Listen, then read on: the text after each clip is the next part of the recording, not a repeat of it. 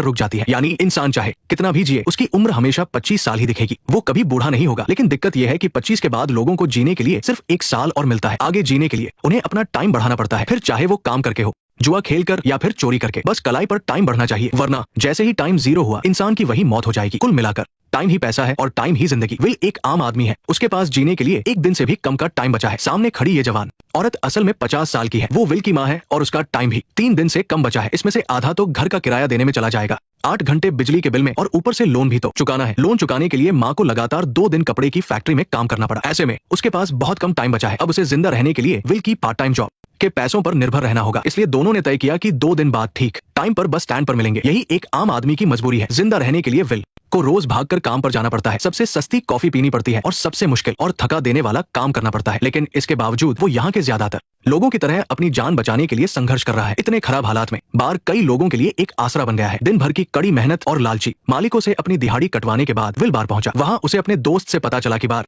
में एक बहुत अमीर आदमी आया है जो पूरी रात बार के सभी लोगों को ड्रिंक्स पिला रहा है। उसके पास 100 साल से भी ज्यादा का टाइम है। आपको बता दे कि बार में इस तरह पैसा दिखाना टाइम चुराने वाले गुंडों को न्योता देना है। ये तो सीधा सीधा अपनी मौत को बुलावा देना है। और कुछ ही देर में गुंडों का एक गैंग बार में घुस आया। बार के सारे लोग पल भर में वहां से रफू चक्कर हो गए। गैंग के लीडर ने बहुत ही तमीज से उस अमीर आदमी को जुआ खेलने का ऑफर दिया। अमीर आदमी के चेहरे पर घबराहट साफ दिख रही थी। उसके पेट में अजीब सी हलचल हुई और वो सीधे वॉशरूम की तरफ भागा। हमेशा दूसरों की मदद करने वाले विल ने गार्ड को बेहोश किया और उस अमीर आदमी को लेकर बार से भाग निकला। दोनों भागते हुए एक पुरानी और वीरान बिल्डिंग में छिप गए। विल ने उस अमीर आदमी से पूछा, इस गरीब इलाके में अपना टाइम दिखाकर क्या तुम अपनी जान से हाथ धोना चाहते हो? लेकिन अमीर आदमी ने विल को बताया कि वो अमीरों के इलाके से आया है और वो 105 साल जी चुका है। अब वो अपनी इस लंबी जिंदगी से ऊब चुका है। उसने विल को एक ऐसा राज भी बताया जो किसी को नहीं पता था। इस दुनिया में अमीर और गरीब इलाके इसलिए बनाए गए हैं ताकि कुछ गिने चुने अमीर लोग हमेशा जिंदा रह सके। गरीब इलाके के टैक्स और महंगाई हर दिन बढ़ाई जाती है। ये सब एक सोची समझी चाल है ताकि गरीबों के पास कभी भी अपने लिए पूरा टाइम न बचे। उन्हें रोज गधों की तरह काम करना पड़े। इससे काम भी चलता रहता है और लगातार लोगों के